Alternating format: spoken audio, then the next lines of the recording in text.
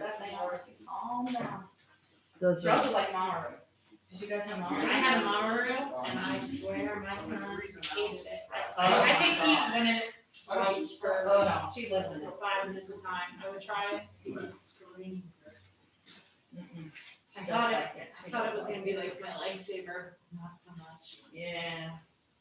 We also have this little sound machine thing. Oh, yeah. The board, do you have that too? Yeah. Why did they have all these things? I had mine. I know, that's what my mom says too. So it's not right. But she comes here. She has little mousy thing. She said, that's usually naps. They all know she naps, every day here. So you're watching her every day now? No. Oh. Oh, gosh, no, I couldn't do that. No, her other grandmother watches. She comes up from Sarasota. Awesome. But, yeah. Cinda, can you hear me? Yes, can you hear me, Mary? Yes. Okay. Mary, do you mind if I practice promoting a person and then bring them back down to a participant, bring them up to a participant and then bring them back to an attendee?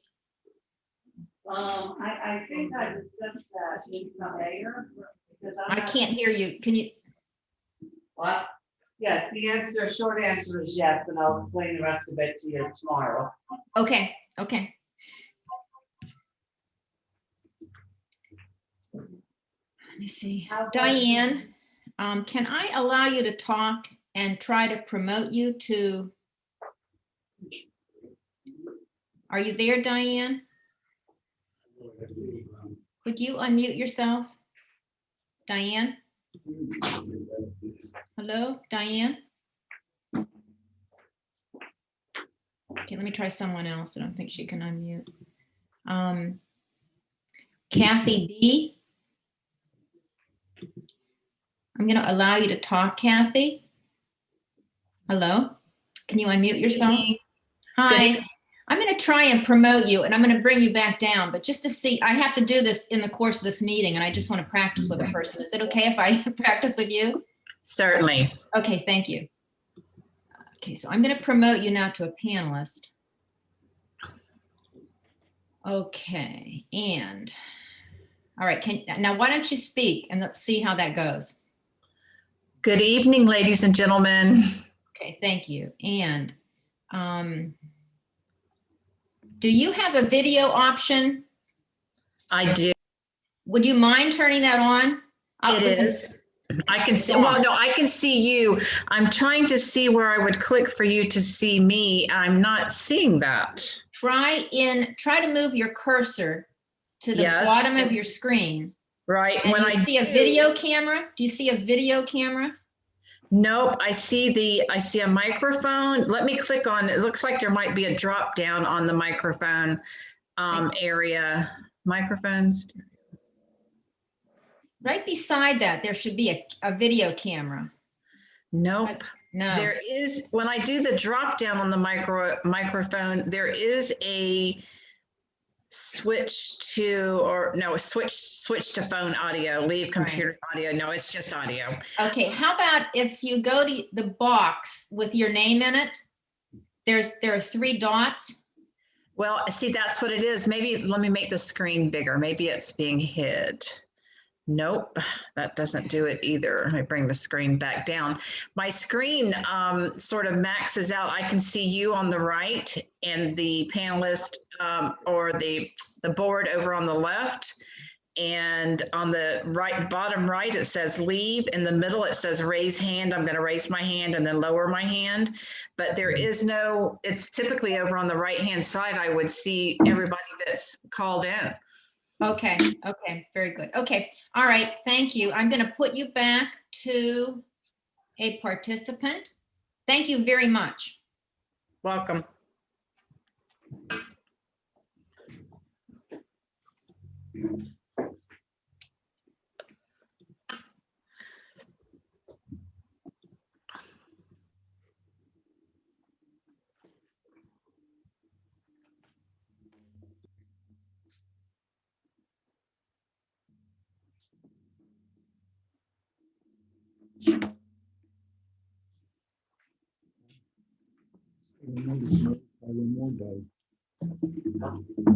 Yeah, Mary Tyler was there. I just got a notice, Mary Tyler, Oh. 94 years old.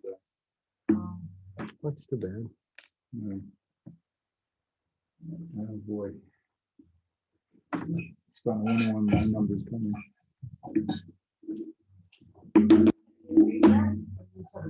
I got the same. You talking to me?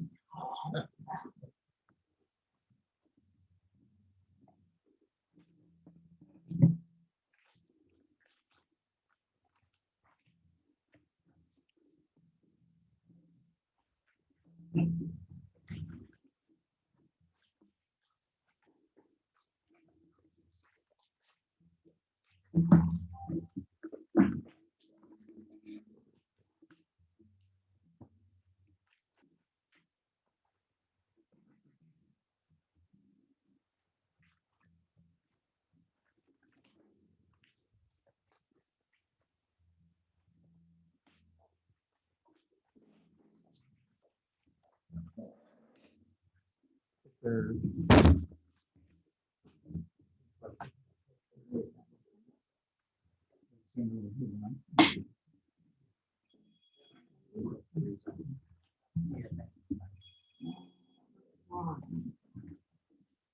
Okay, now about the-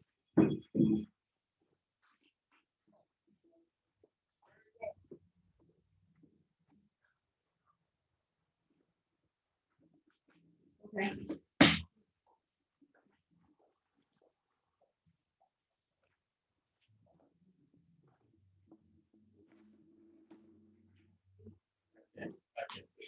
I'm good.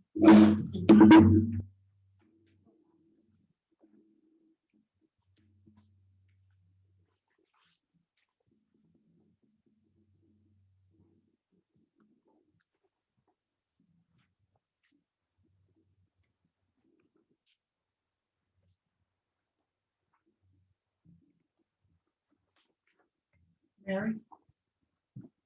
I don't have any agenda. Sounds like a personal problem.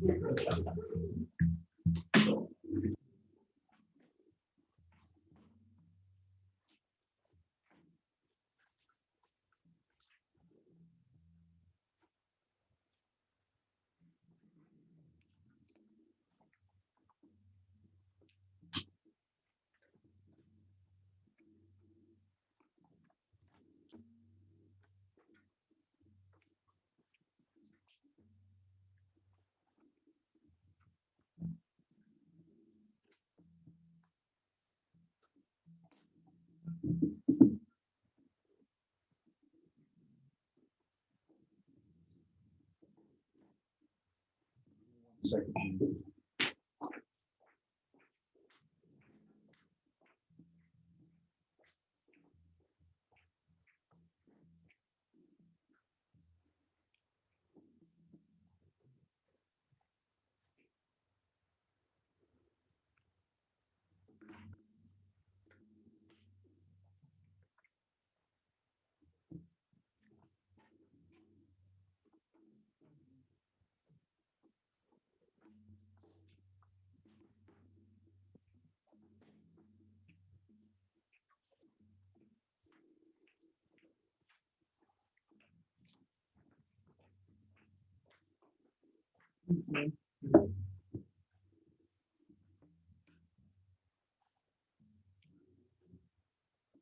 Yes.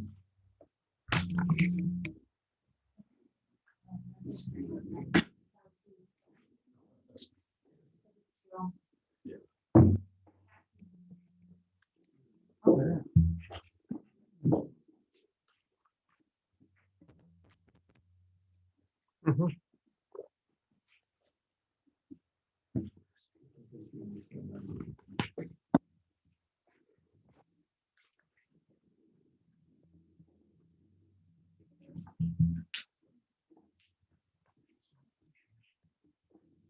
I'm not trying to get close, I'm like, I keep hitting my knee on this. It's great, it's holding up the desk.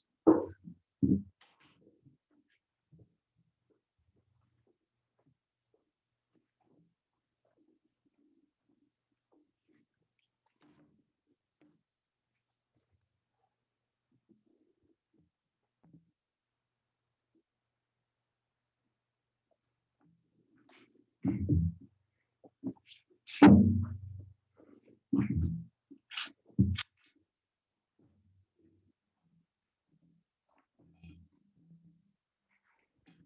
evening. Welcome to the Town of Redington Shores Workshop Meeting. Tonight is Wednesday, January 27th, 2020, 6 p.m. Please rise to the pledge.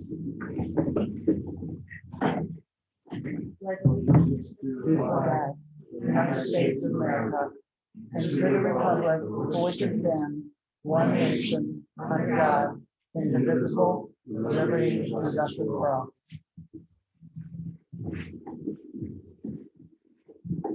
Mary, please call. Commissioner Blackburn. Here. Commissioner Neal. Here. Commissioner Fryerski. Present. Vice Mayor Robinson. Here. Mayor Henderson. Here. Attorney Danhart. Here. Attorney Rubenstein. Okay, under old business, we have the first item, which is an update from the Personnel Committee Employment Manual. And I believe, is Lisa Hendrickson on the line? She was going to give us the presentation. I believe so. Cinda.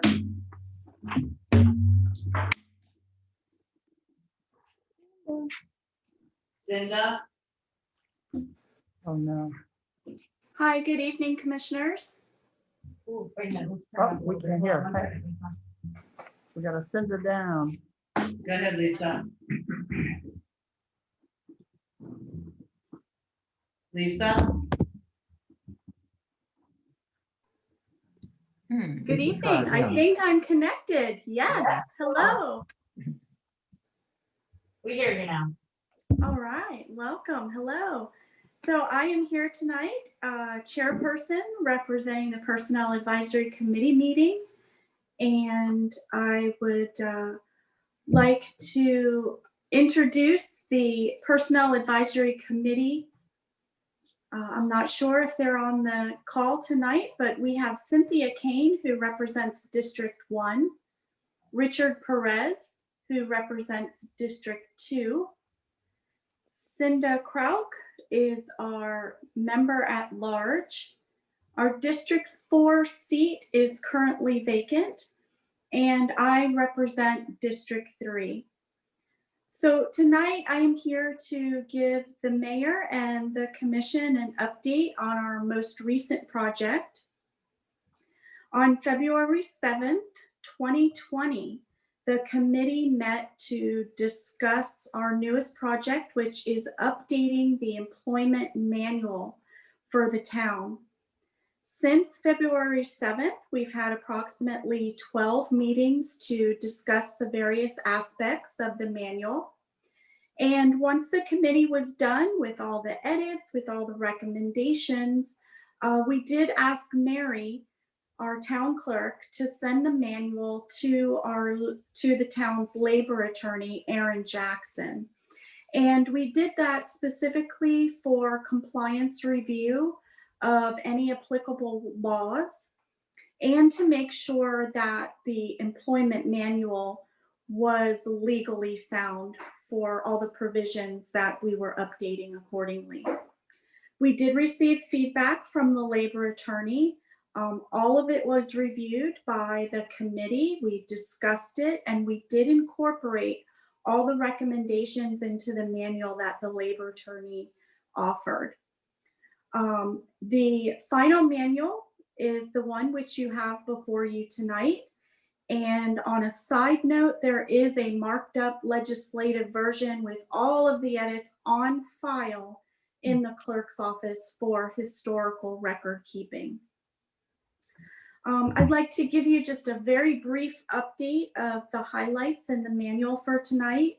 We did focus on updating the language to be more gender neutral. We removed outdated information and incorporated today's information based on many conversations with Mary, who was also part of all of our committee meetings. We also wanted to make sure the provisions of the employment manual were in compliance with laws, which of course have been updated from time to time. we added language to clarify the purpose and the use of the employment manual. And then we recommended language throughout all the chapters to really clarify and define the intent of the respective chapters and its purpose so that employees can understand it. And of course, the commissioners who are supervising the employees had clear guidance. So tonight, the Personnel Advisory Committee seeks review of the manual by the commission and hopefully approval on the next commission meeting coming up in February. And at this time, I'd like to open the floor to receive any questions or comments pertaining to the employment manual itself. Yes, thank you, Lisa. This is Commissioner Robinson. I appreciate all of the hard work that the committee has done. It's a great piece of work. I have one question or concern though, and I asked the town clerk about it, and that would be section 15 on page 20 of the manual, alcohol and substance abuse.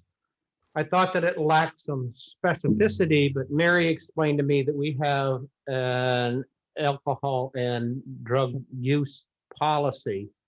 My question is should that policy be incorporated in this manual? Should it be an attachment to this? Should it be referenced somehow, because it provides much more specificity as to what the rules are pertaining to substance abuse, testing, etc.? That's an outstanding question, Commissioner Robinson.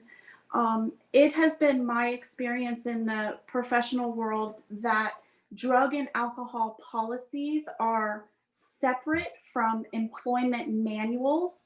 However, the employment manuals will reference such policies.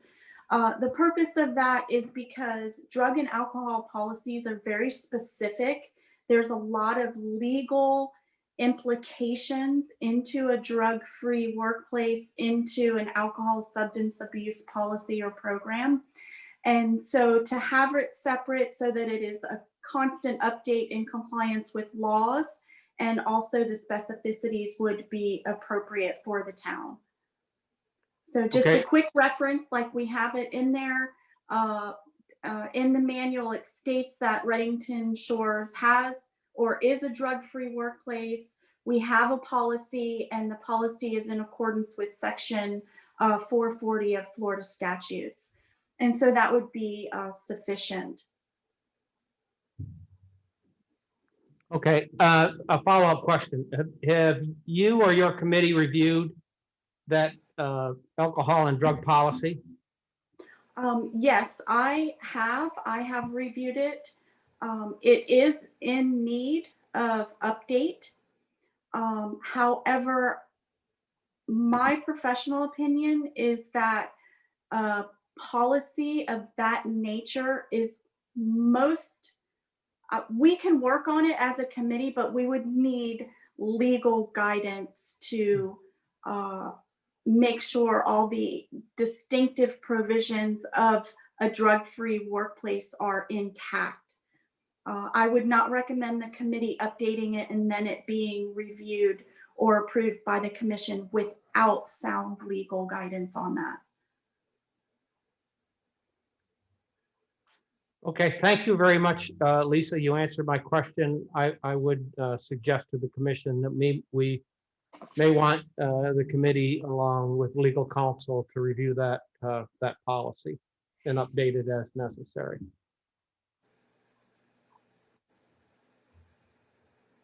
Yes, if it's the wish of the commission, we can put that on our task list.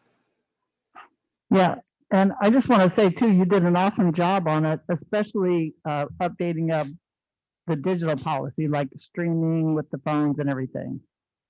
Data usage. Thank you. That was a team effort. The committee worked really hard. Great job. Thank you, Lisa, and the committee for doing such a good job on that. Thank you, Commissioner Neal. So we're gonna put that on your task list, it looks like. What do you think? Duly noted. Any other questions? Not from me. You're looking at me, Well, I'm just Mayor. asking, I wonder. Mayor, I refuse to answer on the grounds that may incriminate me since I was part of this committee up until October. So, I'll leave it at that. But Lisa and the team were outstanding, absolutely. Anybody else? Thank you, Lisa. So, Appreciate it. so as she said, she's hoping that we'll vote on this at the February meeting. I'm comfortable with us having it on the agenda for that purpose. We need it in the form of motion, I'll second that. No, we don't have motion at a workshop. Okay. All right. Okay, that's what we'll do. Thank you. Okay, under old business number 2, discussion on the repairs to the dock at LA Park. Okay. All righty, on the top sheet there, that is a list of at least, I think there were actually more than this, that I contacted dock builders, repairs, et cetera, to take a look at the project. And the ones I highlighted are the ones that did come out and take a look at the project. And you can see on the next handout there, just pictures of the Del Bello fishing pier. What happened was, is the Parks and Rec Committee, back in March, everybody went around to the different parks and looking for things that might need to be repaired. And one of the things that I think was Bonnie noticed was that the railing on the fishing pier was just really unsafe. So I set out to just kind of fix that. But then as I had Bruce come and take a look at it, Bruce Cooper. And the first thing he noticed was that in addition to the wobbly railing on that second page there, you can see where there's a lip where there's a trip hazard when you step from the ramp up to the actual fishing pier. And then as I started talking to companies when they came out, it just went from bad to worse. On the first page, you can see, of course, there's barnacles, but there was also, this was built before the wrapping of pilings was required by law. But because it's been unprotected for so long, there's a lot of feathering. So in addition to the barnacles, there's the feathering. And it looks as though, like on the second picture on the first page of that, where it says Del Bello Park Fishing Pier, it looks like there was always some repair made, like one bolt was starting to rust out, so they just put another one right next to it. So I saw a lot of that. So it's been repaired in the past. So 3 companies came out. Premier CPS was one. Doc Medics was another. And Tropical Dive was the third. To start with, Tropical Dive, I think they misunderstood the assignment because the first quote I got from them was for $2,500. I don't think they understood the scope of the work, but so I talked to them again and they came back with a quote of $5,900. One of the things that when Bruce Cooper went with me to look at the dock, one of the things he noticed was that the bases of the columns for the pavilions at Del Bello Park are disintegrating. So, which I thought was weird because I know the roofs were just replaced in 2019. Like, why? I can't find any place where that was ever even addressed. And they had to have been disintegrating for a long, long time because they're pretty thick. So it took a long time for them to rust out. So when, let me finish up and say the fishing dock, the Dock Medics people, they came up with a quote of, you can see $9,350. But this Premier CPS, when they came out, I got a lot more information from them. This is a think out of the box kind of company and kind of guy. He's actually able to, I think these other guys were focused on just wrapping the pilings and, doing some more bolts to stabilize the railing.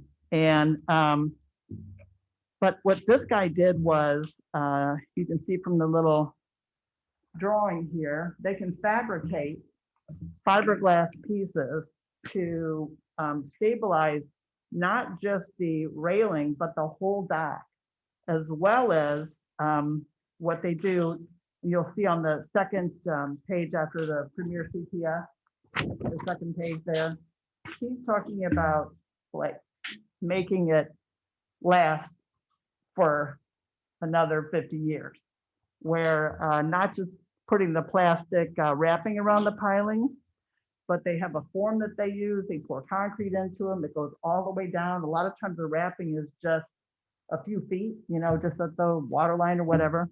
But they go in and scrape off the barnacles, set the form down, put the concrete in.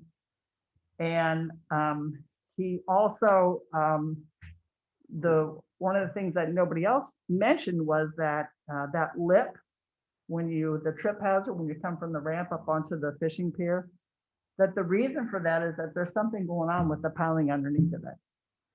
So fixing that up, he would address that as well. And so he gave me a quote of $9,700 for that. That's with the custom fabricated angles to stabilize the whole thing. The other thing was, and you can see, I mean, they've done all kinds of work exactly like this. They also, I didn't get a certificate of insurance from anybody else. I feel comfortable with that as far as protecting the town liability wise. Well, goodness gracious, do you have the last, hang on a second here. You keep going forward, you should have at the very end. Yeah, there's a couple of sets of pictures and another quote from Premier CPF. I gave you guys a copy, I didn't give me a copy. Yeah, so it's just leave it right there, that's fine. So you can see that that's the 9,700, there's another one at the very back, at the very bottom. No, it's at the very bottom. Oh, right, to the right there, where your right hand is, right there. Yeah. Right, so to fix the bases of the columns at the pavilion, using that same, custom fabricating shoe, a boot for the base of those columns, $5,375. I also had him go and take a look at you've got pictures there of the fishing pier at where the tennis courts are. You can see that I don't know what happened, but the screws are just, I don't know what the deal is, if it was the type of wood that they used or whatever, but they're splitting and falling apart. And what's not included in those pictures of the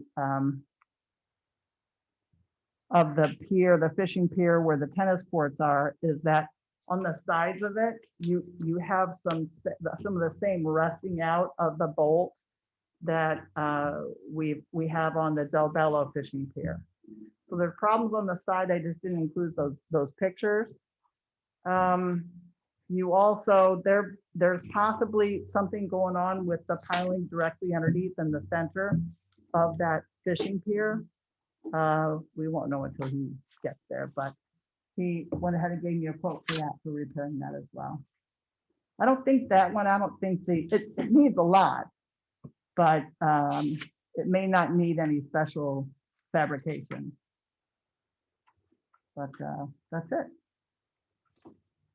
Any questions? The pavilions. Mm-hmm. Okay, I know the hold downs are rusted and bad and everything. They're called simple hold downs.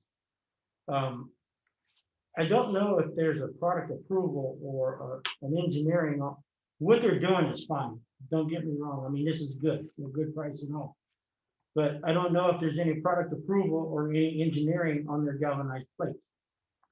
Because they said they're custom building now, to where what it has there now is a specific hold down that's designed by either Simpson or USP or Gibraltar Industries that comes with a testing number with it with it's a legal fabrication. I think we can probably go with this and it would be fine with the galvanized angles. And my familiarity with this is they're good. They'll work. Okay, I think, is Cinda, can Cinda hear me? Cinda, Yes, I can hear you. Can you hey, hear me? do we have someone named Paul on the phone? Let me see. We had a phone caller.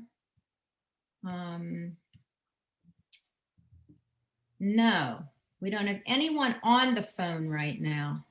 Hang on a second. Nobody else on the Zoom? Well, I have a lot of people, but no one with a name. Did you say Paul? Yeah, anyone with the 813 area code number? No, no phone numbers at all. Everybody tonight is on via computer. Okay, There was a phone caller in, but that caller disappeared. yeah. If he's there, he'd be on the Zoom. There is no Paul. I'm just If there's looking. Paul, maybe he could raise his hand. Pete, no Paul. If there's, what is the name of the company? Premier? If there is anyone from Premier as an attendee, please raise your hand.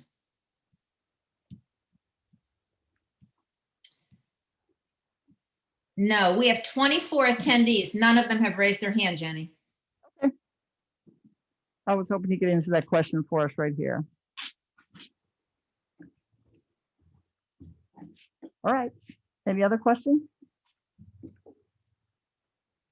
I would just like to say it was pretty thorough. A lot of work went into this, so thank you, Jim. This is a heck of a guy. All right. Yeah.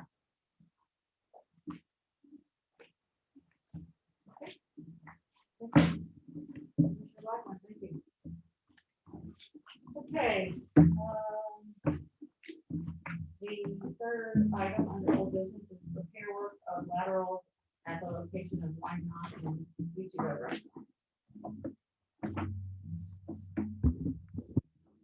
Good news about that is that the one for Wynot and the one south of the Wynot, we can line them.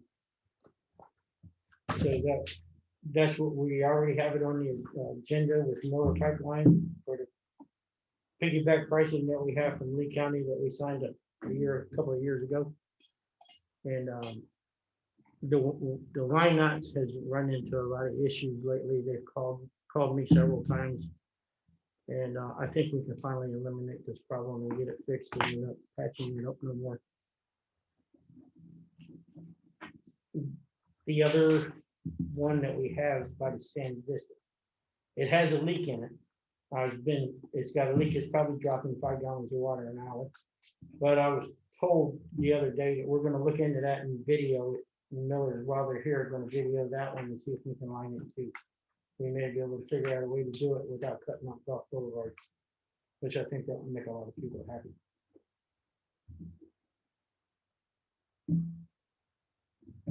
So I guess we're already covered contract-wise with Miller to proceed forward with that. Aaron? Listen, we don't need to take a vote, we're just. You're saying it is under there, Jeff? Hmm? It is underneath, under the contract that was approved? Yes, it'll be under the lining contract that we have.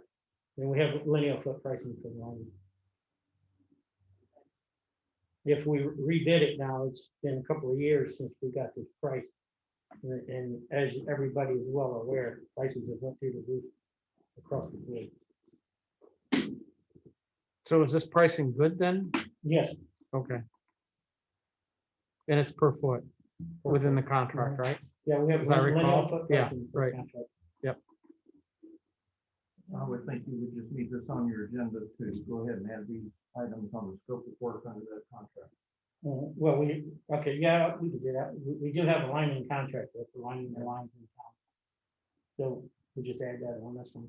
But since you can't officially do anything here, I just think it should be an agenda item to add those to the scope of services for the contract that's already in place. For all lateral lines or just this section? All lateral lining is already in our All contract. lateral lines. We have a linear foot price with different size pipes.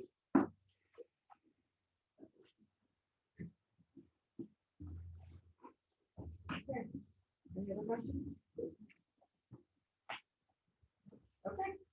The new business, we have a request to be zoned Surfside Beach Club area west of Gulf Boulevard. And Brenda, I believe Jennifer Beasley is on the line for that.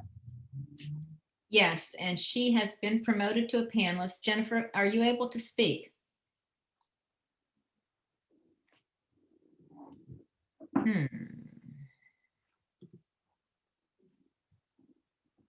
Jennifer? Hi. Go ahead, Jennifer. Great. Is it possible for me to share my screen? Yes, you can share your screen. We can't see it. The commission can't see that.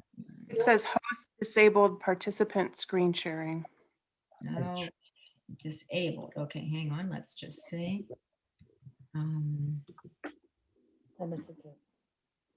You should be allowed, you should be able to share. Linda, Yes? the commission will not be able to see that. They don't have laptops, so she might not want to go through that. Okay. Okay. Okay, Okay. Hang on a second. Jen, will you be able to walk through without sharing the screen? I will indeed. Okay. All right. I'm going to come off video and you may go ahead and proceed. Okay. Great, thank you. Thank you. So this is Jennifer Beasley. I live at 41 181st Avenue West. I'm actually here with two neighbors who live on the street. And we really wanted to bring a concern to the attention of the city. Our little neighborhood, Surfside, if you'll recall, it is directly adjacent to the city county beach parking lot across from Friendly's. And our little neighborhood, it consists of about 9 houses and a motel. We're the only group on the beach side of Gulf that has 6-month plus zoning requirements for rentals. And the implications of that are the city's been sued, neighbors are suing each other. And ultimately, what we would like the city to consider is to make our area consistent with all other neighborhoods on the beach side of Gulf. Essentially allowing us to rent for 30 days, which means seasonal rentals for us, as opposed to 6 months. We're asking the city to consider this just out of fairness. We're the only neighborhood, like I said, on this side that's in the 6-month requirement. And we think it would resolve some of the issues that we have seen happening in our little neighborhood. Okay, and you have all of the neighbors' approval on this? I know you. Yes. Yes, ma'am, we do. All 10 houses? Yes.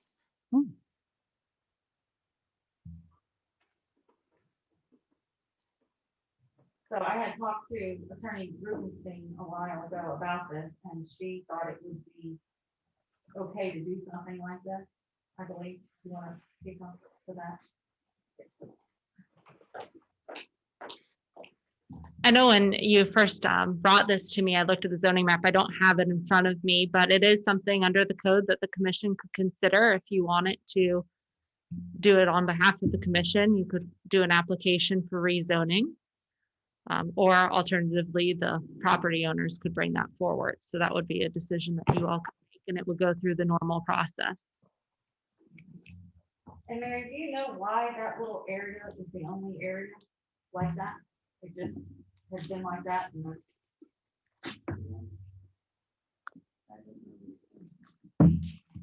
just seems like if these residents are asking for this change to be more consistent. And it would be more consistent. And I think they're being reasonable in 30 days. They're not looking for an overnight or a weekly thing, I think, which I would oppose. But think other than CTF, everything is. Yeah, but this, If I'm not mistaken. yeah.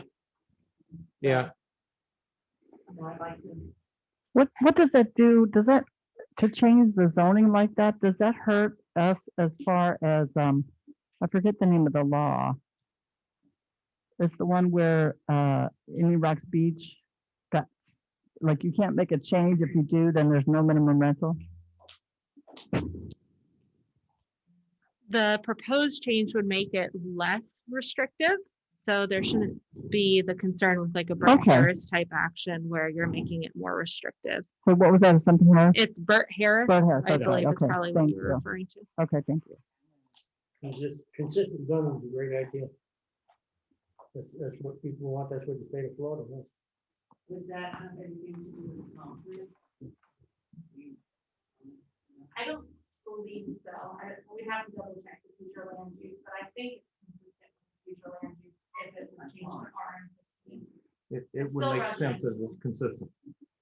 So this would first go to the Well, you would need to do it P&Z, one of two ways. Either the property owners would have to all sign on an application for rezoning, or if you wish, it could be a town initiated application for rezoning that the commission in effect is the applicant initiating the request. And then, yes, it would have to go through the process of being reviewed by the planning and zoning board, sitting as the local planning agency, and then advertise public hearings twice before you as the commission. I personally think the town should do it. that's just what I was gonna say, Instead of, we should correct our right? mistake, if you want to call it Yeah. a mistake, and not, have the residents making the application and having to pay for something that probably should have never been that way. It just doesn't make any sense. Well, they don't have an opportunity to comment on it if there were, if we found that they Well, thought I about it understand and weren't in agreement, but if they're all in agreement, I think we're in pretty good shape, yeah. that they're all fine with it. I think there was one phone call today with one person that wasn't 100% understanding it, and they're okay. So that was being hold out. I'm good with So I with think- us doing it. Right, Mary, so what is our next step? then? The first step would be on for your regular meeting to do the resolution to refer it to the planning and zoning board for their consideration. They're gonna be busy this month. Sorry? They're gonna be busy this month. Yeah. Yeah. Okay. I guess that's all we have to do. Thank you, Jennifer. Thank you, Jennifer. Thank you, Thank Jennifer. you very much. We appreciate it. Okay, under miscellaneous, we have the next regular meeting is Wednesday, February 10th, 6 p.m. The next workshop meeting is Wednesday, February 24th, 2021, 6 p.m. And special meeting will follow this meeting. Right after this, we're gonna roll right into this, but I want to take a 5-minute reset, so we will reconvene. Just know we're not shutting off Zoom, so Okay. you can stay connected. So 6:40, we'll start back up.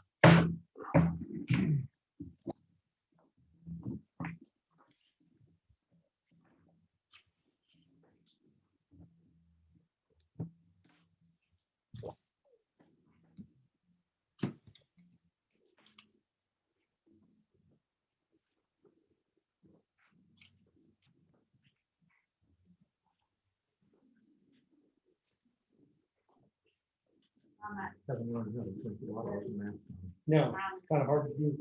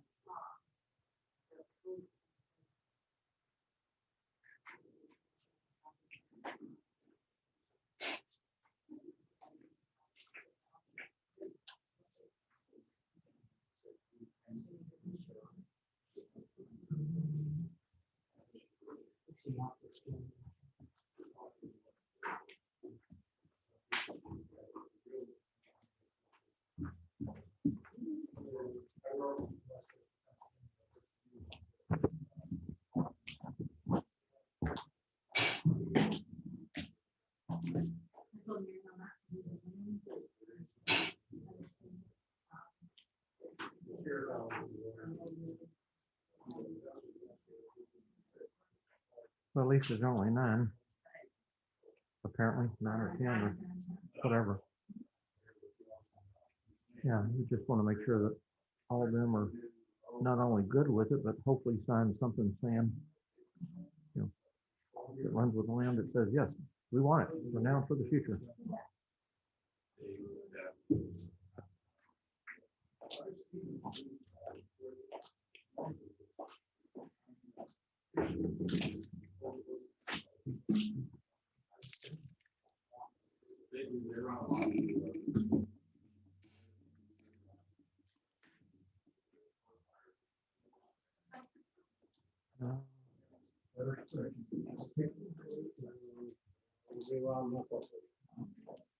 Hope not. So here's my phone.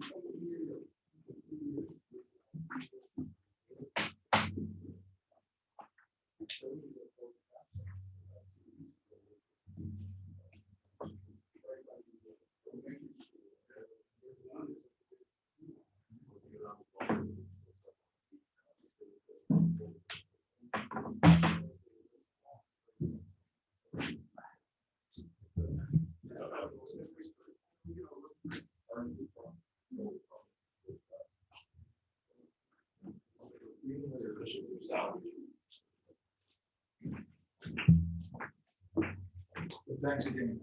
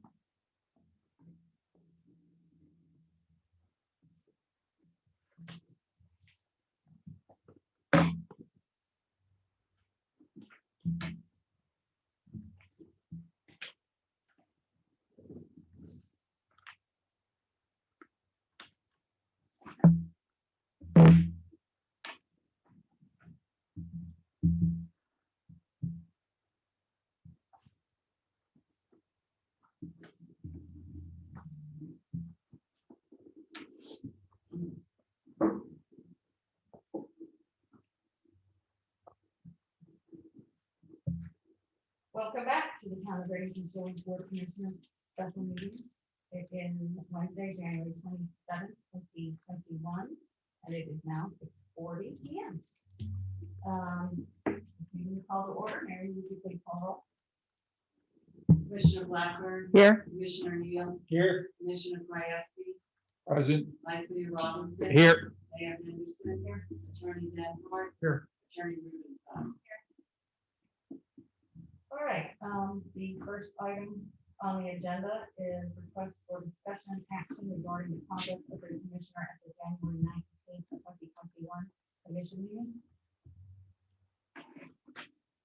And let me say that in anticipation of this meeting and what may or may not come up, our office looked into whether both the mayor and or Commissioner Neal should abstain. And in that discussion, we discussed it with the Deputy General Counsel at the Florida Ethics Commission, and there really is very little in the way of ethics opinion. They opined that certainly if either one of you abstains from voting, you could not be criticized from abstaining from voting. They thought the better course for both of you would be to abstain because depending on what may happen, it could affect one or the other of you, either in an election or in your salary in the future or something like that. So my recommendation to both of you would be that you go ahead and declare a conflict and file the paper that Mary has and the form for the Ethics Commission and announce your conflict before proceeding with anything on this agenda item. All right, well, I have already filed my form with Mary, and so I will not be voting. I will recuse myself too, and I will file that form with me.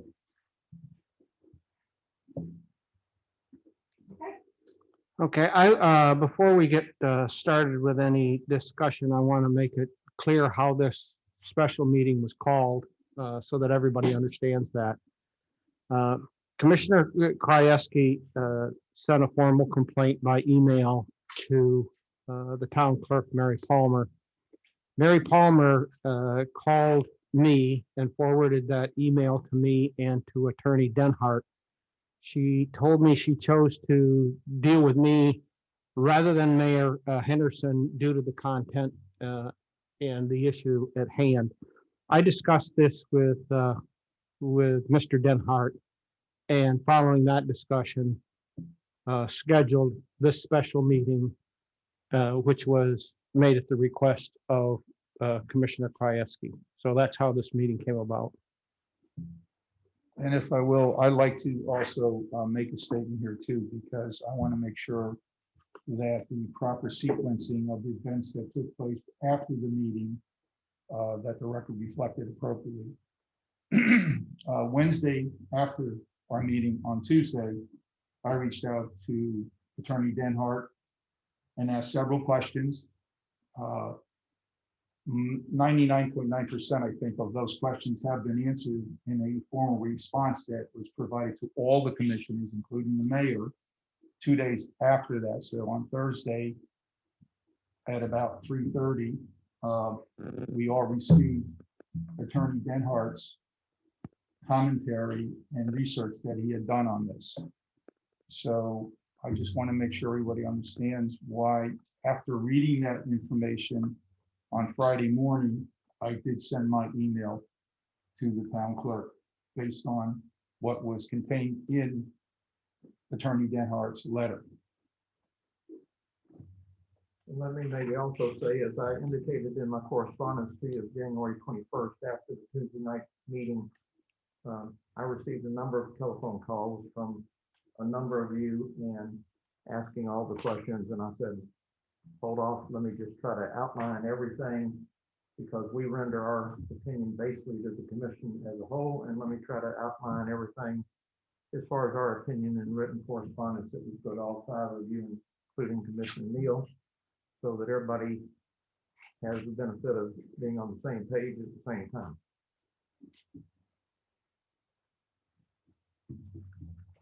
And I think I called Commissioner Neal and said, I'm sending a letter and it's on the way, right? Yes, you did.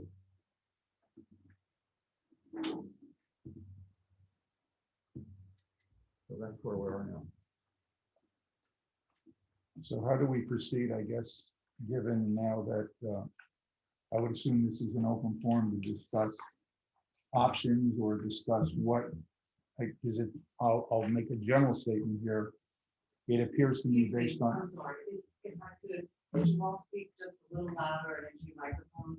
I'm having a hard time hearing, and I'm not sure. okay, I would take this off, but I don't want the rest of the commissioners to be mad at me. All I'm saying is that it's my understanding based on the 4.5 page memorandum letter from Attorney Denhart. Well, with the divider, you can take the mask off if you want to talk. Okay, I really do want to do that. I want you to do that since we started these. Since here. March. Yeah. Well, not quite March, but, and I am respectful of other people, so that's why I kept it on. So the gist of the memorandum, and again, Attorney Denhart can correct me, but it appears that it is up to the commission as a whole to take forward any type of actions or discuss type of actions because of there are some references to, I guess, town and what we have on the books as far as the charter is concerned. And I guess then there are additional remedies maybe that could be sought by Tallahassee and the ethics board. But I just wanted to make sure that Attorney Denhart, that it is your, I guess, observation. I don't want to say your opinion or recommendation, clearly not your recommendation because it was not. That it's up to the commission now to figure out what the next steps are. And in my, for those of the folks on the call, one of the things I stated in my email was that I thought it'd be appropriate, and this was something also outlined in Attorney Denhart's letter to us, that we should hire a special counsel to serve as the prosecuting attorney for the commission. So at that, leaving that to be said, and then determine what appropriate formal complaints either Pinellas County or to the Florida State would be required. Well, you're correct in that you are a commissioned form of government. Any action that you take is taken by all of you collectively as a whole, if any. And please don't construe anything in my correspondence to be saying that you should or should not take an action. The determination of that is up to you. If you feel that you should do something, and then if you feel you should do something, the discussion is up to you as to what, if anything, you do. As I tried to touch on everything that I had been asked about from 4 of you, as far as different statutes and also what I'd seen in correspondence that came in from citizens. And yes, there are 1 or 2 things that are personal actions that what the town clerk should do if she saw anything that she suspected might constitute a violation of the code. And that provision of the statute says if she saw a violation or suspected a violation. And the town clerk filed a memorandum and I believe sent it to the prosecuting attorney who states in that section, correct, Mary? Yes, that's what states in the. And then there are other items that specifically can be complained about only by an aggrieved or affected candidate, not the commission as a whole, and I'll try to point that out. Then up to that, after those, there are options that if the commission feels that something should be done or looked at, that's entirely up to you. As far as appointing a special prosecutor, I don't think you have to do that.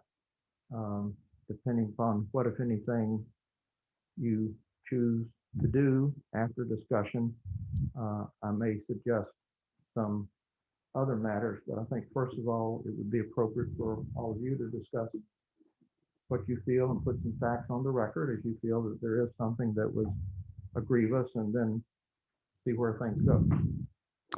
Can we first have Commissioner Krajewski, can you read the email? Oh, sure. Sure. Okay, so my email was dated at approximately 11:01 on January 22nd, 2021. Dear Mary, as a commissioner, I'm lodging a formal complaint regarding the conduct displayed by Commissioner Neal at the January 19th Town Commissioners meeting. I'm very disappointed that Commissioner Neal used his position during the January Town Commissioners meeting for political purposes to intimidate as well as personally attack his opposing candidate in the upcoming town mayoral election. Additionally, I request the meeting of the Town Commission be called to discuss the appropriate actions to be taken regarding the conduct of Commissioner Neal. After such meeting is held, I am further requesting the town hire a special counsel to serve as the prosecuting attorney for the commission to assist with an investigation into this matter in determining the merits of filing a formal complaints with the appropriate Florida and/or Pinellas County commissions. Thank you. So let me make sure I've got this right. I think it's with our code, it's 12-22 that was violated. And then is it the state or the county code that's 104 and 106? Anybody know? The state code, 104 and 106. Those are references to Florida state statute. And that's chapter 112, I think, Jim? So 112, but I think I also mentioned. Does that not apply here? Florida statute 104.271, parentheses 2, and that's Florida statute. Does that not, are we not affected by that? It seems like it applies, like it was violated. You are affected by that, and that states that any candidate who with actual malice makes or causes to be made any statement about an opposing candidate which is false is guilty of a violation of the code. Mhm. And then that's the statute that goes on to say that if something like that happens, an aggrieved candidate will file a complaint with the Florida Elections Commission. So if that occurred, it appears that only the aggrieved candidate filed a complaint with the Florida Elections Commission concerning that, Okay, not the commission. okay. What about 106? I'm sorry, I don't have the extension number, just 106 is what I remember. Florida statute 106.25 says the Florida Elections Commission is the appropriate entity with whom to file any allegations, violations of the election laws. And most of those pertain to filing your financial disclosures, your advertisements, your disclosures on your advertisements, that sort of thing. The Florida Elections Commission is the appropriate entity to handle those matters. I believe that you as a town commission are the appropriate entity to handle anything that's pursuant to your charter or your code. The 1222. 12-22, I think it is. Better not. 1222 of the code. It's a says no fluke, elected believe me. official shall use the town hall or any publicly owned facilities of any kind for the purpose of electioneering or for the purpose of affecting in any way the outcome of the municipal election. Says some other things, but that's the meat of it. Yes, I think you all would be the appropriate entity to look at that. The Florida Elections Commission may also be another entity that could look at that. But I think violations, if you think there is a violation of the code, again, I'm not trying to suggest that any of you one way or the other. But if you think there was a violation of the charter or the code of the town, then I think you're the appropriate body to look at it. And I don't know if this is just with our code or if it's with the state or county, but it seems like everything I've read that they only outline like 2 options, censure or removal. Section C-5F of the charter of the town of Running Shores says the commission can determine its own rules of procedure and quote, may punish its own members for misconduct. That does not specify what type of punishment. It says may punish.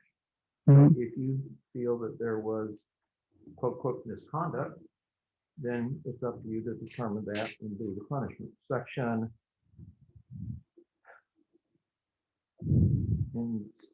C-5E of the code grants the Board of Commissioners the power and authority to remove any member of the board for quote, incompetency corruption, misconduct, misfeasance, or malfeasance Malfeasance. in office. Mhm. If you proceed pursuant to that, the charter says, after due notice to said member and an opportunity to be heard in his or her defense.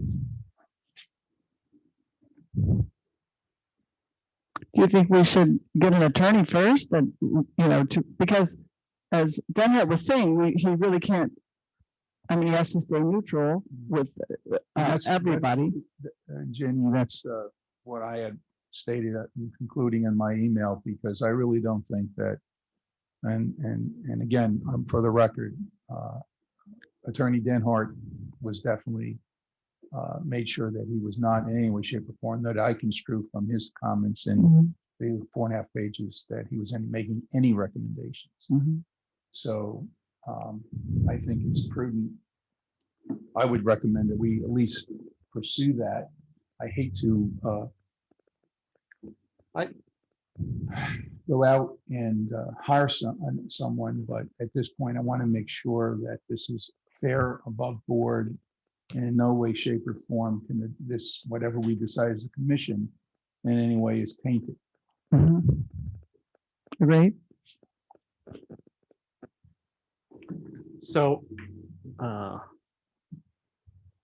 I found Commissioner Neal's comments reprehensible and inexcusable. There's no doubt about that in my mind. I think he misled the commission in suggesting that that was on the agenda for political purposes of his opponent, when we all know fair well that that was predicated upon a letter we received. That agenda item was placed there, and that agenda item had no comment with regard to any member of the commission, so it was pretty innocuous.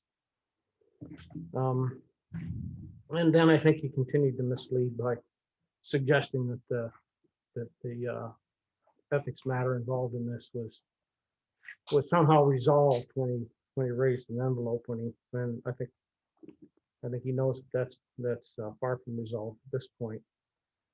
But having said that, I'm not sure that this rises to this misconduct in and of itself rises to the levels requiring removal. And unless we were intent on removing him, I don't know that it's necessary to go out and hire an attorney. I think we certainly have the ability, based upon my conversations with Attorney Denhart and what he said here this evening, that if we have the authority to fire, we certainly have the authority to suspend as well. And perhaps that would be a solution. I think he definitely needs. I think censure is in order, one. And A censure is a what? that censure is in order, severe reprimand for violating our code. I think it's an embarrassment to the commission. It's an embarrassment to the town. I think even if we voted on removal or suspension, that there should be censure for sure. But I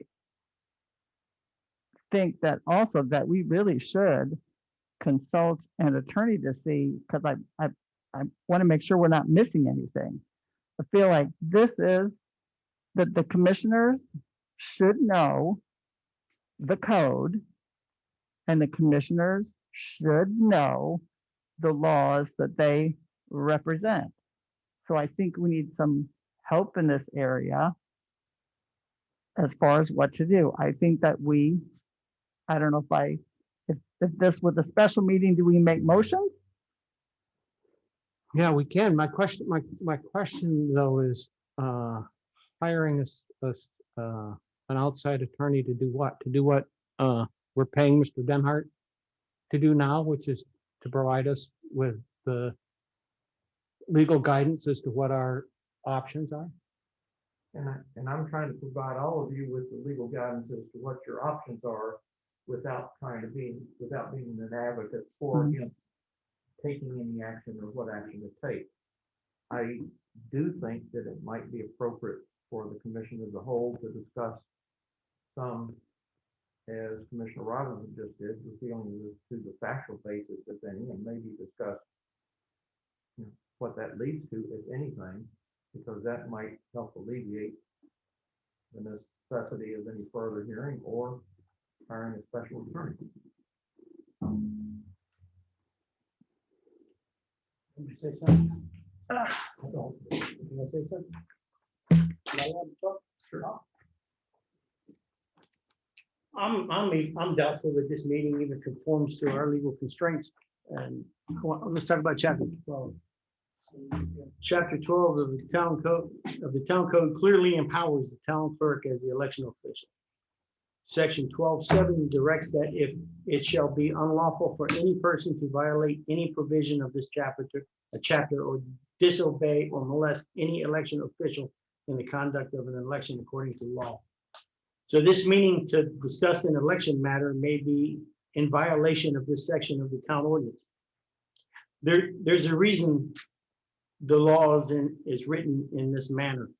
That is to establish a clear and definite firewall between politics and the administration of the election, thus preventing an incumbent or running candidates to influence, molest, or attempt to influence an administration of an election.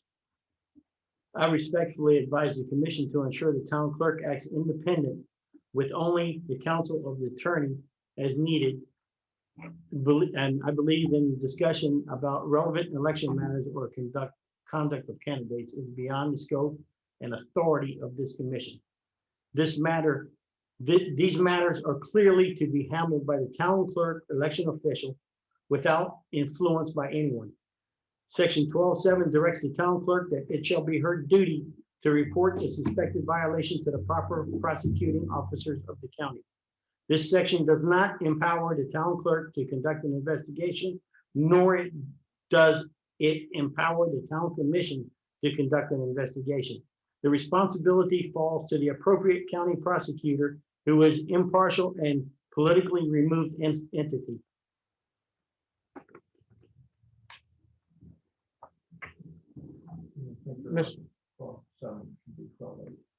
Okay. Excuse me. I've got something I Mr. want to Mr. pass Den- out to the commission. Go ahead. Mr. Denhart, some clarification if I could. I believe that what the commission is discussing now is the behavior of a commissioner. Whether or not he's an elected official or not, that's beside the point. Fact is, he's a member of this commission, and we have a responsibility to the town. We have a responsibility to the conduct of the business of the town to address matters of the council members. And- No, I guess it's a statement as much as a question to you, Mr. Denhart, that I understand. I believe that we are certainly empowered to discuss this matter and certainly to discuss the behavior of a member of the commission. I think that it's certainly within the prerogative of the commission under your charter. Again, if you find that there's been any misconduct. And as I think I pointed out in my correspondence, the commission by charter has the right to conduct an investigation. Neither Ms. Palmer nor I are authorized by charter or code to start conducting investigations unless the commission requests us or delegates us to do that. I think, So yes, I think the commission has the authority to look into any matter that you feel might be a violation of the charter or your code. And pursuant to the charter, if you find certain violations have occurred, you have the right to punish for misconduct, or if you think it rises to the level of removal from office, you have the right to start that process.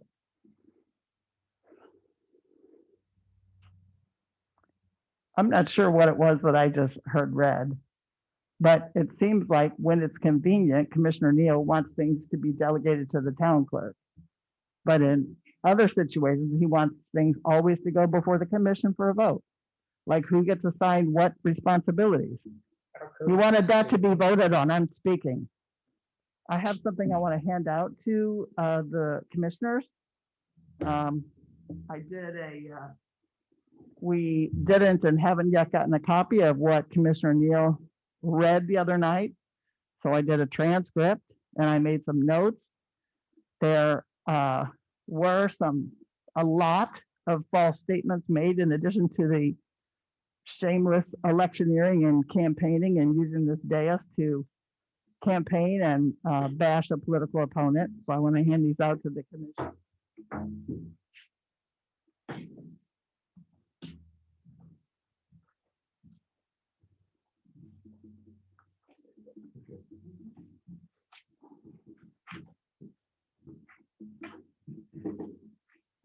Thank you.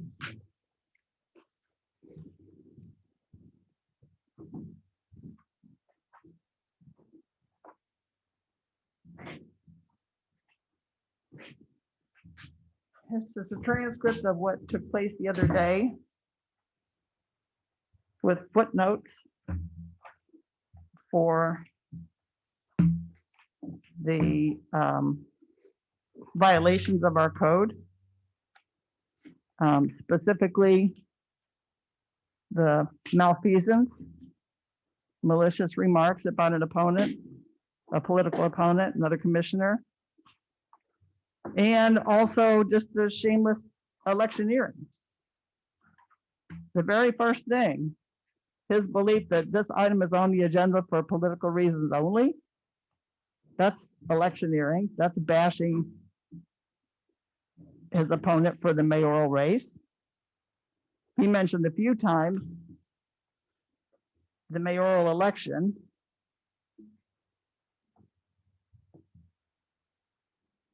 He also said that the liability that by, he also said that that the attorney, our attorney suggested in the November 2019 meeting that our attorney suggested that we hand it back to the complainant. I listened to the November 2019 tape of the meeting. Lauren was the attorney that was present. She never said that she suggested that we hand it back to the complainant. I talked to Denhart about this too. He said the exact same thing that she said on tape in the meeting, which is that the complainant can, but so can the commission.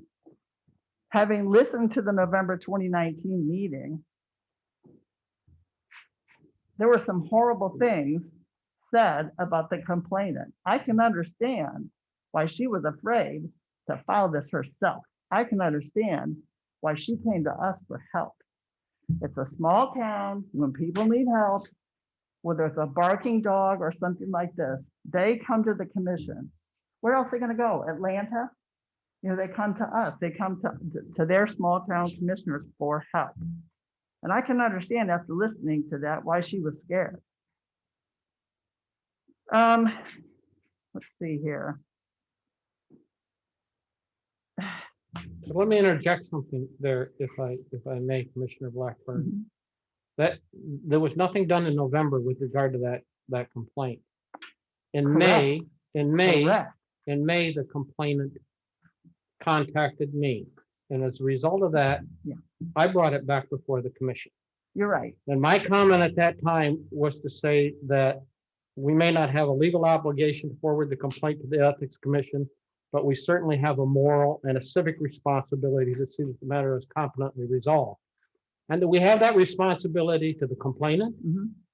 to Commissioner Neal, Mm-hmm. and to the town. And so I made a motion at that point that we appoint someone from the commission to forward this to the Ethics Commission, and the commission supported that. I just mentioned that because this is one of the misrepresentations that was made by Commissioner Neal at our January 19th meeting here. He said that our attorney said something which our attorney did not say. There was also more attack saying that the mayor caused or initiated the resignation, termination, or transfer of various employees.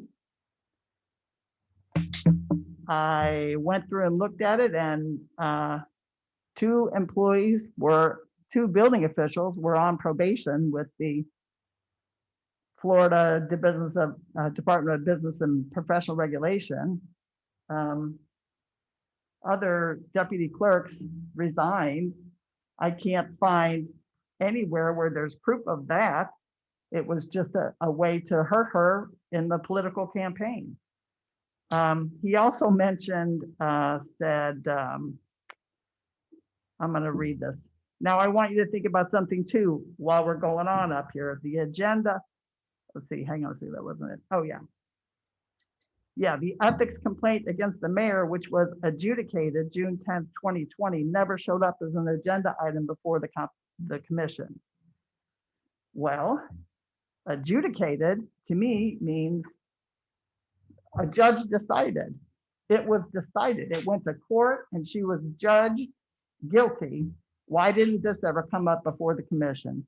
He made it sound like, he insinuated that she hid it. She was hiding it for some reason.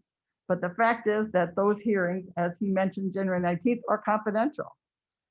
The only person that could mention that was Mayor Henderson. And why would she? Because it never was adjudicated. It never even got that far. The Ethics Commission took a look at the complaint that was filed by you, by Commissioner Neal. He failed to mention that, January 19th, that he's the one that filed the complaint. He made it sound like some random person did.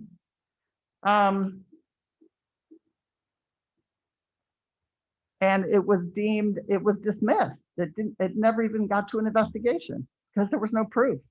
It was legally insufficient. It was dismissed.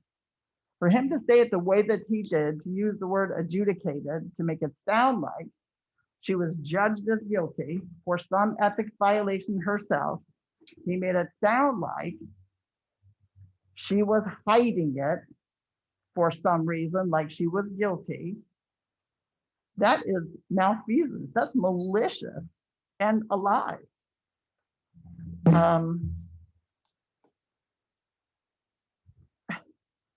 Also this, I mean, it's just astounding to me that the commission would be so disrespected, and I can't even put into words how mad I am about this. But I've got it documented here, and it's going to go in the public record, all of the lies that were told here and all of the campaigning. It was like an infomercial for a campaign. It was disgusting. So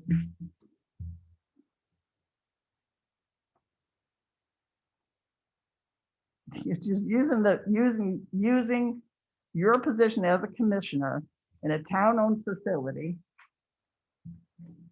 to discredit your opponent, to make yourself look good. That's all it was. You thought you made yourself look good. I don't think you succeeded. But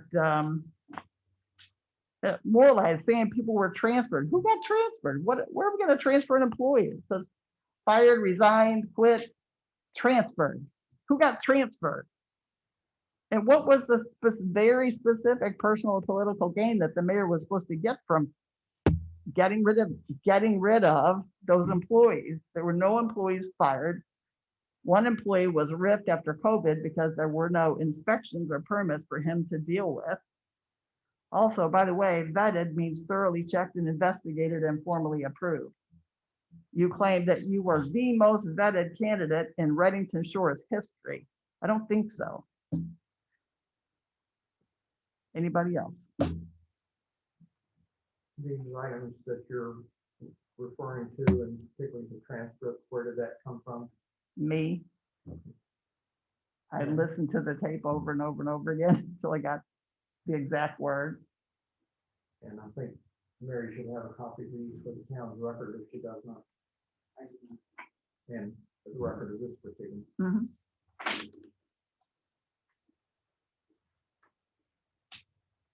Can we get a copy of whatever it was that he read tonight? Let me give you one. Give it to the town clerk. I'll get it from there. Like, What about from the other night? you need that. You already She have asked you for it. Well, I shouldn't have to give it. You got records right here, what I said. There's a record of tonight, right here, what I said tonight. You got a record. This meeting is recorded. Fine. I'll get the transcript. Okay. Oh, I also have a copy, you all now have a copy of the complaint, the ethics complaint that Commissioner Neal filed against the mayor. And with it showing that it did not have legal sufficiency. Let's make that part of the record. It's public record in the ethics Yeah. commission's, it's a press release. And you can read the whole thing. There are people out there can pull it up and read it on the ethics commission's website. So why did you wait? Wait a minute.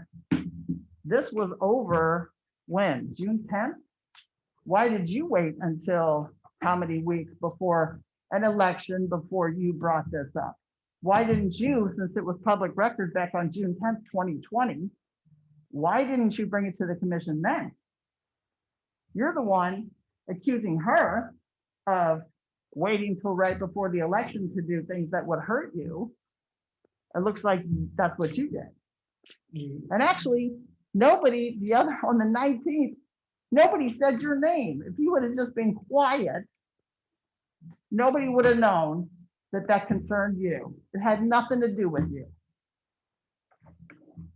Nobody was attacking you.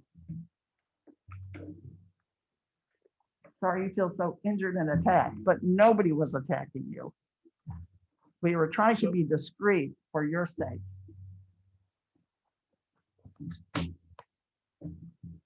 And Commissioner Blackburn, I think you should state where you obtained this public report and order of dismissal complaint from the ethics.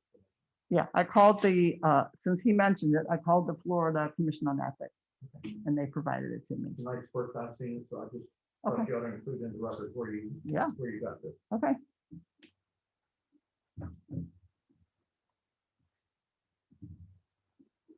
I was so mad after the 19th. I mean, if you would ask me on the 20th, I would say, kick him out. He needs to be removed. He doesn't deserve, and I still feel like he doesn't deserve to be here after his behavior the other night. Actually, But, I'm sorry. I I'm think sorry. we should consult with an attorney because I'm concerned that it seems like the only options we have are censure, which means finger wagging, or removal. Maybe there's something in between. I thought maybe we can have him buy a full page ad in the Beach Beacon for his opponent. I think we could suspend him, but probably only for the duration of his term as commissioner. So That's removal, basically. Which is less than removal. Again, I need to understand the whole notion of hiring an attorney when what an attorney can tell us that we don't already know.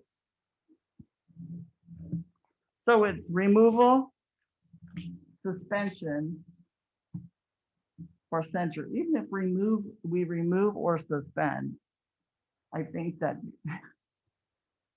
I don't think we've been strong enough here, but maybe my notes on all of the malicious remarks in the electioneering, having that go into the record and be part of the public record. Maybe that's censure enough.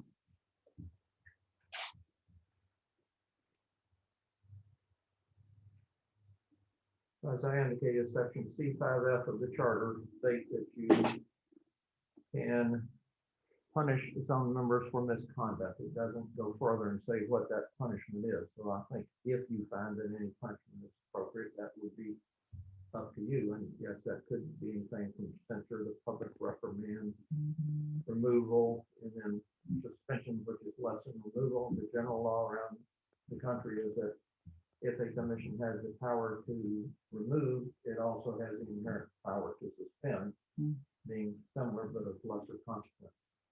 But again, I'm not suggesting anything. I'm just trying to make sure you're all on the same page. Yes, I was just gonna say, I'm actually embarrassed to hear some of the things that Jenny has brought to us today. I was not privy to a lot of this information. And I think to some extent, the fact that we're sitting here now and what I would consider to be airing out dirty laundry is reprehensible. And I think the citizens and the residents of Redington Shores deserve better. And I know there are other towns where I've seen some what I would consider reprehensible actions and things that have taken place at meetings. And I hope we do not deteriorate and become what some of the towns on both sides of us have done in the past. I think there needs to be a certain amount of decorum that exists. And the conduct of everybody on this stage should be Above reproach. above reproach. Thank you.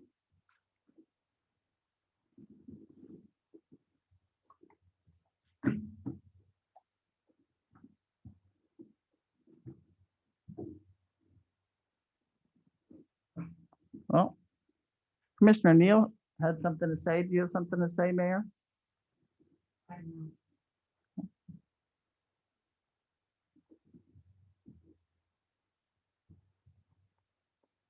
So are you still convinced of the necessity to hire an attorney?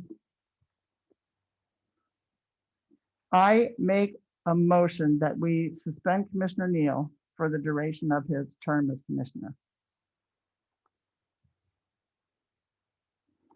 I'd like to amend that if I can. If I'll second Yeah. this amendment. I think there's more than one part to it. Okay. Well, yeah, if I can interrupt,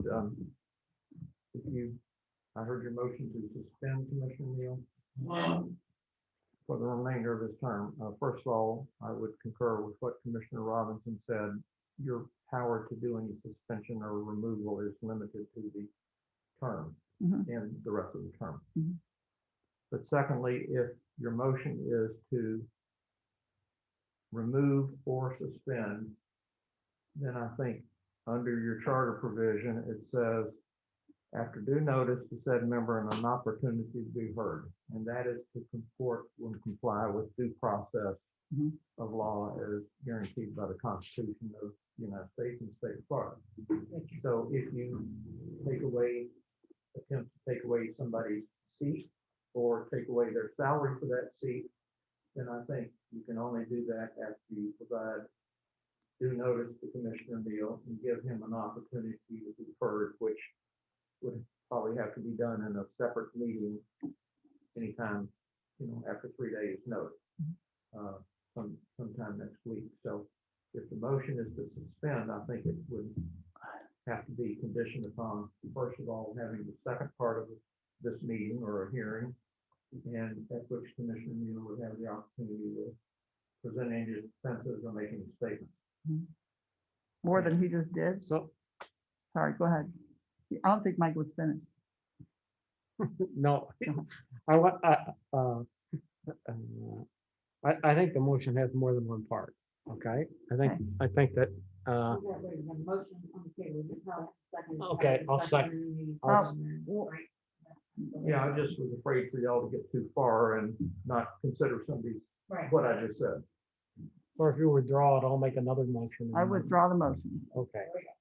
All right, then I would make a motion to, one, formally censure Commissioner Neal for his intentional and reprehensible actions at our June 19th, 2020 meeting and cite the appropriate section 2021 of our code. Two, that we suspend Commissioner Neal without pay for the remainder of his term of office. And three, such action be ratified or voted for ratification at a special meeting to be held Monday, February 1st at 6 PM, at which special meeting Commissioner Neal will be given the opportunity to respond before the vote. I think the suspension is fine. I don't, We got a motion. okay, well, I have a question. I have a question about the motion. Can I ask a question? But you can second the motion and then just have a discussion and then it can be amended, right? No, because I can't second the motion. Because I want to modify the motion. Can I suggest a modification for the motion? Okay, make it simple. I'll second the motion. And now on the question. How's that? Yeah. Before Attorney Denhart gets paid any more.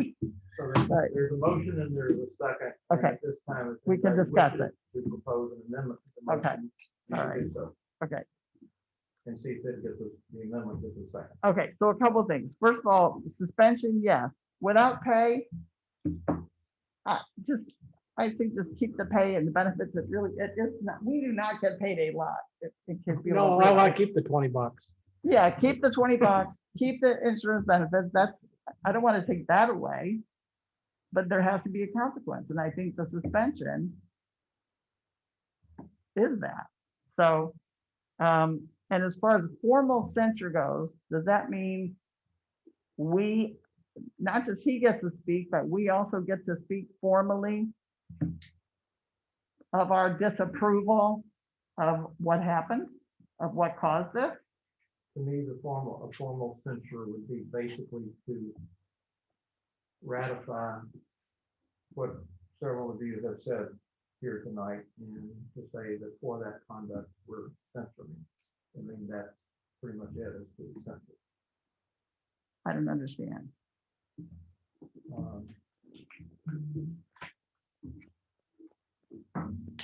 Well, I think you have been censored.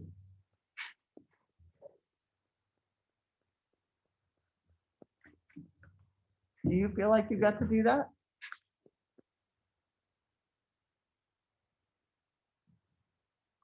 I say that again, I didn't Do you understand. both feel like you got to say your piece about this?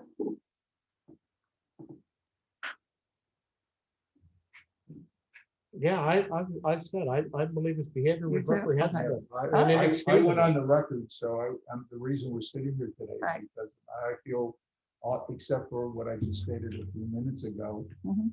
based on some new information that I was not privy to, so. Mhm. I can. All right. I think what he said was misleading at best and out and out fabrications or lies at worst. And I think for that reason, I would censure him and suspend him. That's why I made the motion. All right. I'm ready to vote. With the modification, what do we have to do with the modification? Which is the modification. Will you just talk about what the motion really is now? Okay, so, Vice Mayor Robinson moved to formally set Commissioner Neal for any action at January 19, 2021 meeting. To suspend without pay for the duration of the term. And such action to be ratified and voted on at a special meeting on 2/1/2021 at 6 PM, where Commissioner Neal can speak in what he has to say.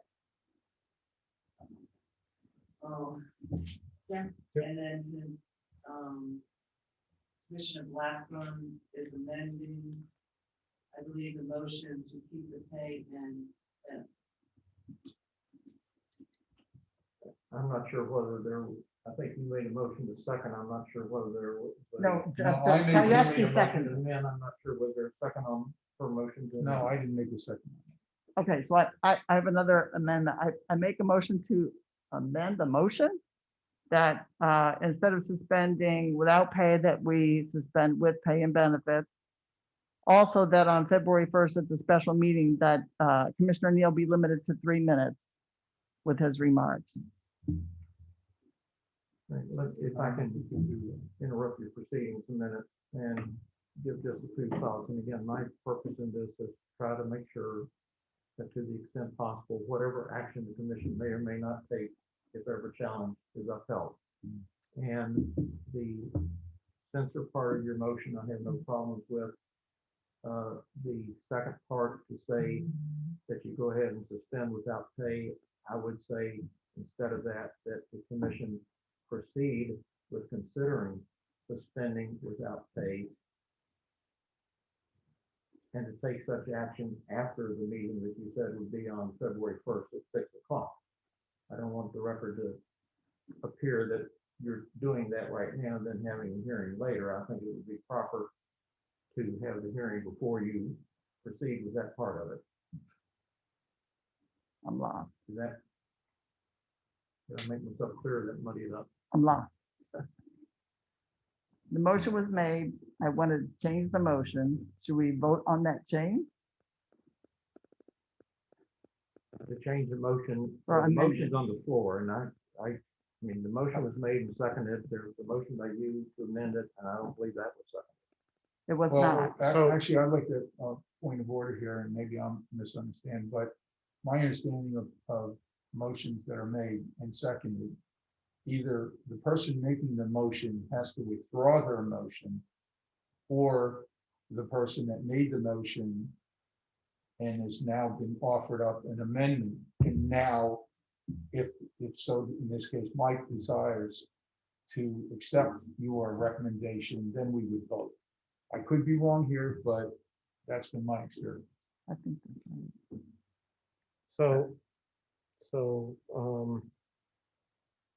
if I understand what you're saying, Mr. Denhart, it's that the only motion at this point would be to censure Commissioner Neal and take further action pending February 1st meeting where Commissioner Neal has an opportunity to respond. And if that's the case, then, and then again, I do want to hear what Commissioner Neal has to say, because depending what he says, I may move for removal. I'm not sure. He could make it worse. It might not make it better. Well, I'm suggesting that in order to provide due process before Yeah. you take any final action, Oh, I to see. suspend or remove, Okay, you should first of all have the hearing that you're talking about on Monday night or whenever. If it's just going to be a censure, then I think that's something that you could do now, but I just don't want okay. the record to appear that you're going ahead and taking the final action of suspension or removal Tonight, without first right. doing what the charter says. Yeah, that It was- says after hearing and notice to the person and the opportunity to be heard. Because that's the two gravamen of due process, Mhm. providing notice and an opportunity to be heard. Sorry. And whether you say to go ahead and have the censure effective now, or just say that you proceed to do basically everything you said in your motion, but to do that, to schedule the hearing and then hold off until Monday night on any final action, I think would be appropriate.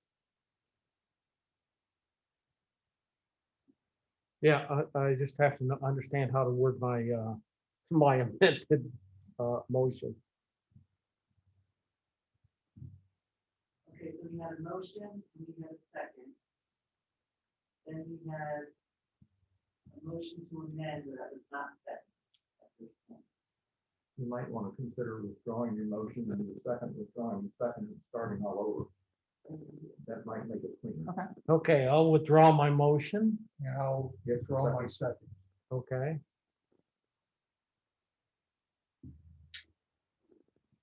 So.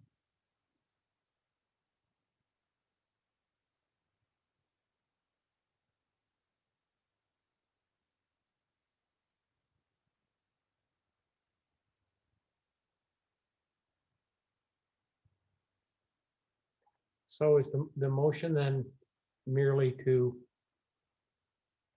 provide, to hold a special meeting on February 1st to hear from Commissioner Neal if he so desires.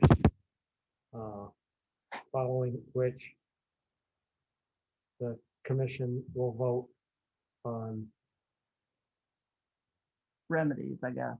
disciplinary action if There you go. warranted.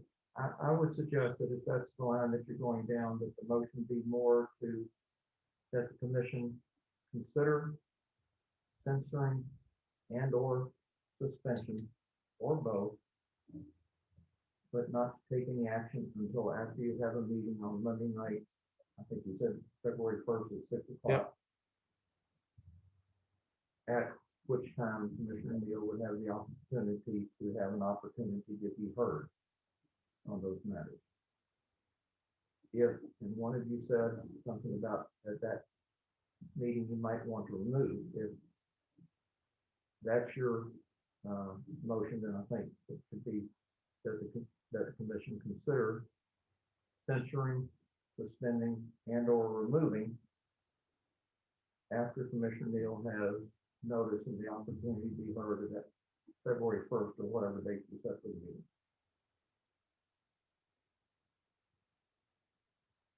And then at that time, you can also figure out the issue of whether it's with or without pay or Yeah, okay. benefit. Okay.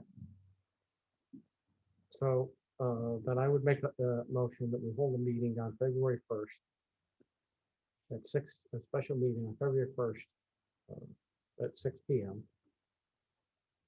For Commissioner, to hear from Commissioner Neal if he so desires before the commission votes on taking any action which may include censure, suspension, and or removal.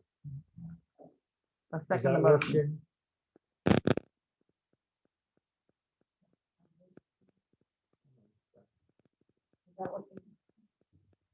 If that's what you always do, I think that's an appropriate motion. A second. Should be because Further discussion? Hearing none, Mary, please call the roll. Commissioner Blackburn, Yes. Commissioner Sierawski, yes. Vice Mayor Robinson. Yes. Okay, so, And record should reflect that both the mayor and Commissioner Neal abstained from voting and filed the conflict.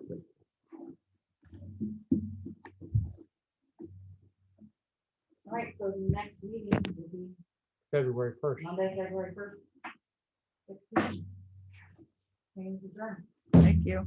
I have one for you. Just remember, this is being recorded, so.